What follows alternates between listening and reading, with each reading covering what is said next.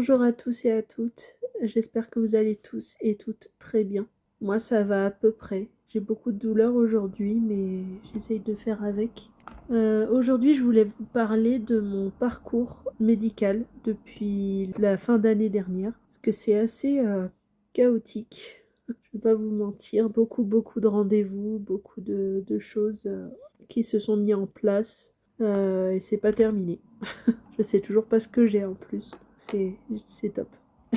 J'ai vu le médecin du travail le 16 décembre car j'ai dit à mon employeur que j'avais de plus en plus mal, que ça allait de plus en plus mal niveau travail, niveau fatigue, niveau douleur. Du coup, j'ai vu le médecin du travail que mon employeur a mis en place. Donc je l'ai vu le 16 décembre. Et le 16 décembre, le médecin du travail a envoyé un mail à mon médecin pour dire que il voyait pas d'alternative que me mettre en arrêt de travail parce que ça devenait vraiment très compliqué. L'arrêt de travail a été mis en place que le 31 décembre, le temps d'avoir un rendez-vous chez mon médecin. J'ai continué à travailler entre le 16 et le 31. Donc en gros, mon dernier jour de travail date du 30 décembre exactement. Donc le 31 décembre, j'étais en repos, j'en ai profité pour aller chez mon médecin qui m'a mis du coup après auscultation. Il m'a fait des tests de force, il m'a questionné sur mes douleurs et tout ça. Il m'a fait faire des tests de force, donc tirer, pousser, voilà. Et il s'est rendu compte que j'avais de la grosse perte de force à droite, sachant que je suis droitière, donc c'est génial. Du coup, il m'a mis en arrêt pour un premier arrêt du 31 décembre à fin janvier, jusqu'au 31 janvier, donc je devais reprendre le 1er février. Entre-temps, le 6 janvier, j'ai fait une radio de l'épaule, ce qui m'a prescrit beaucoup d'examens à faire. Donc j'ai fait une radio de l'épaule qui n'a rien détecté. Je regarde là parce que j'ai pris des notes en même temps. Le 5 janvier, juste avant, j'ai eu des tremblements intempestifs qui ne cessaient pas. Le 9 janvier, j'avais toujours des tremblements. Donc là, il m'a prescrit du diazépam pour essayer de faire diminuer les tremblements. Ça a duré bien 2 à 3 semaines. Et avec le diazépam, ça a fini par s'apaiser. Ensuite, le 12 janvier, j'ai fait une échographie de l'épaule qui n'a rien détecté, comme la radio. Parce qu'il faut savoir en fait que j'ai du coup mal ici, là, au niveau de la gorge, au niveau de l'épaule. Ça descend comme ça tout le bras, le biceps, l'avant-bras, et ça va jusque dans la main, jusque dans les doigts. Donc c'est très handicapant. Le 20 janvier, j'ai fait un IRM cérébral parce qu'il se demandait si c'était neurologique. Et donc, ça a rien détecté, à part que, apparemment, d'après le radiologue, j'ai un cerveau plus petit que la moyenne pour mon âge. J'ai eu 31 ans il y a quelques jours, là, il y a 2 jours, le 29 mars. Voilà, j'ai un IR, donc le cerveau plus petit pour mon âge. Ça inquiète un peu mon médecin, donc il veut savoir si ça a des incidences, des conséquences sur mon QI, sur des trucs comme ça, mais je pense pas parce que j'arrive à faire les choses, je suis assez intelligente quand même, donc je pense pas que j'ai un faible QI, on verra bien. Mais je pense que je me suis renseignée et ça peut être dû au stress, à la douleur également. Ça peut être dû à plein de facteurs. Donc on verra bien. Le 23 janvier, j'ai eu une écho du coude droit, donc au niveau de l'épicondyle. Donc l'épicondyle, en fait, c'est juste ici, de chaque côté, vous avez deux bosses. Vous avez la bosse du coude et vous avez deux bosses sur le côté, là. Les petites bosses, et ça, c'est les épicondyles. Et du coup, comme j'ai des douleurs aussi au niveau de l'épicondyle ici, et ils ont voulu savoir, il a voulu savoir s'il y avait quelque chose au niveau de l'épicondyle. J'ai des douleurs dans le coude assez sévères quand même. Et non, il n'y avait rien. Donc là, il m'a arrêté à nouveau. Donc le 23 janvier, il m'a arrêté à nouveau jusque fin février. Donc le 2 février, j'ai fait l'IRM médulaire, c'est-à-dire au niveau de la moelle épinière. Ça n'a rien détecté. Par contre, ça a détecté une dyscarthrose de T6 à T9, donc des vertèbres thoraciques. Par contre, c'était mis sur le compte-rendu qu'ils n'ont pas pu explorer la région droite, c'est-à-dire au niveau des douleurs que j'ai au niveau des côtes à droite.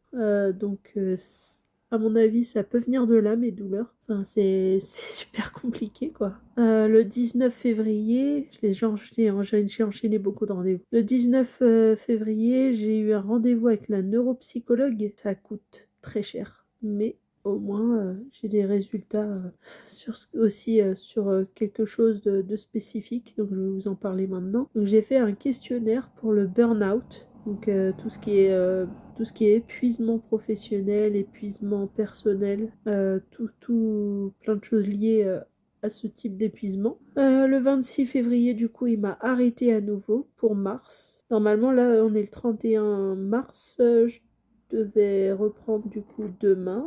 Enfin, ou dans les prochains jours. Mais là, il m'a arrêté à nouveau pour le mois d'avril. Après, je vais vous parler du nouveau rendez-vous avec le médecin du travail. Voilà, le 10 mars, donc j'ai vu l'ophtalmo qui m'a détecté un œdème papillaire bilatéral. L'œdème papillaire bilatéral, je l'ai déjà eu en 2016 et j'avais eu une ponction lombaire pour enlever le surplus de liquide céphalorachidien. Donc c'est pas facile. Et du coup là ça revient et ça me met un gros coup au moral encore une fois. Donc là, il faut que je fasse encore des examens pour savoir ce qu'il en est exactement, comment traiter ça. Mais je pense que la seule manière de faire, c'est de continuer à perdre du poids. Parce que je sais qu'il y a 10 ans, j'avais perdu beaucoup de poids et ça avait arrangé les choses. Et comme j'ai repris énormément de poids depuis que je suis en Auvergne, et bah là, ça a relancé la chose. Donc, je pense que mes grosses fatigues, que j'avais les mêmes symptômes il y a 10 ans, mes grosses fatigues et tout ça, ça peut venir de là également. Donc, le 12 mars, elle a fait son compte-rendu, donc burn-out diagnostiqué. Voilà, à un très très fort taux. Je suis à 96%. Donc c'est très très fort. Donc c'est pas un burn-out total, mais presque. Du coup, comme j'ai dit à mon médecin que l'œdème papillaire bilatéral, je l'avais eu il y a 10 ans, j'ai récupéré mon dossier neurologique auprès du CHU de Clermont, mais également auprès du CHU de Saint-Malo, parce que j'ai été en Bretagne avant 2016. Et donc j'ai tout récupéré, j'ai tout transmis à mon médecin, comme ça il va voir ce qui a été fait à l'époque, pour savoir ce qu'il faut faire maintenant. Donc peut-être que je vais être de nouveau sous Diamox. Donc c'était un diurétique que j'avais eu et qui m'avait beaucoup aidé. Donc peut-être que je vais avoir la même chose. J'espère que je vais pas avoir de deuxième ponction lombaire parce que ça fait un mal de chien. Ouais, je peux vous dire. Le 20 mars, donc il y a quelques jours, j'ai eu des analyses à faire, donc tout ce qui est TSH pour le contrôle de la thyroïde, comme j'ai l'hypothyroïdie. Donc là, tout va bien. Elle est bien contrôlée, elle est sous contrôle, donc ça fait du bien. Je suis stabilisée au niveau du traitement. Ça a mis 3 ans, mais au moins c'est bon à savoir. J'ai fait aussi une analyse d'urine et tout ça, savoir si j'ai un éventuel diabète ou des choses comme ça. Donc ça, tout va bien également. Au moins quelque chose qui fonctionne. Je touche du bois. Donc j'ai encore des examens à faire. J'ai l'IRM cervical le 9 avril. J'ai la neuropsie de nouveau à voir le 21 avril. L'IRM pour le DEM papillaire à faire le 28 avril. Le même jour, j'ai la neuropsie encore à voir le 28 avril. Et je la revois le 28 mai. Et je vois ma neurologue le 29 mai. Donc jusqu'au 29 mai, j'ai quelques petits rendez-vous par-ci par-là. Donc c'est pas fini, hein. J'ai encore 2 IRM à passer, mais bon, ça va le faire. On va s'accrocher. Aussi, je suis contente parce que j'ai réussi à mettre en place avec l'assistante sociale de la MSA. Donc la MSA, c'est l'organisme qui couvre mes frais de santé et tout ça. Et donc grâce à eux, bah, j'ai droit à des séances de psy gratuites. Enfin gratuites, c'est eux qui payent les séances. Mais j'ai droit jusqu'à 6 séances. Donc je suis très très contente. Ça va me faire du bien de parler à la psy. J'ai rendez-vous le 10 avril à la psy pour le premier rendez-vous. Après, à voir, mais jusqu'à 6 séances, ça va me faire du bien. Là, j'ai essayé, je vais réserver sur Blablacar. Je vais essayer d'aller voir ma famille pour Pâques couper un peu de tout ça parce que ça fait un moment que je les ai pas vus, ça fait presque ça fait depuis le mois de juillet que je les ai pas vus, donc ça commence à faire et du coup ben j'ai besoin de couper de tout ça, ça me fait du bien, fêter avec eux à mon anniversaire même si c'était le 29 mars. Mais à quelques jours près, voilà. Mais ça va me faire vraiment du bien. Et je pense aller les voir fréquemment maintenant que je peux plus travailler. Mais aller les voir un peu plus souvent que 3 à 4 fois par an. Du coup, j'ai revu le médecin du travail. J'ai plus la date en tête. Mais ah si, c'était le 6 mars. Le 6 mars. Ça y est.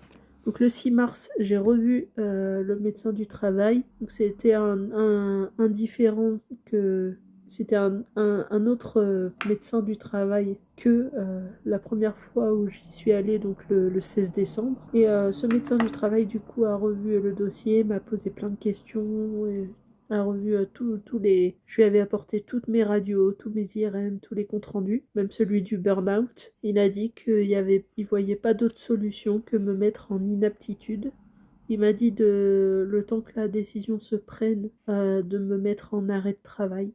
Du coup, bah, je suis pas prête de retravailler pour l'instant. Au vu de ce qu'il a dit de me mettre en inaptitude, je pense pas pouvoir reprendre ce métier. Parce qu'il a dit que j'avais eu des collègues qui avaient été mises en inaptitude. Au final, elles ont voulu retenter le métier et en fait, ce pourquoi elles ont été en inaptitude la première fois, bah, est revenu et du coup, elles ont été mises en inaptitude de nouveau. Du coup, bah, il m'a dit si jamais vous reprenez, ça risque de s'aggraver. Donc ça fait un petit coup au moral, mais je vais me relever, je vais faire mes projets, je vais continuer de faire mes vidéos. Je sais que ça me fait du bien de vous faire les vidéos. Là, c'est la deuxième fois que je vous tourne la vidéo, parce que la première, j'ai beaucoup divagué, beaucoup bafouillé. C'était très très long. Et là, j'ai vraiment pris du temps pour prendre des notes et faire en sorte que ça aille au mieux.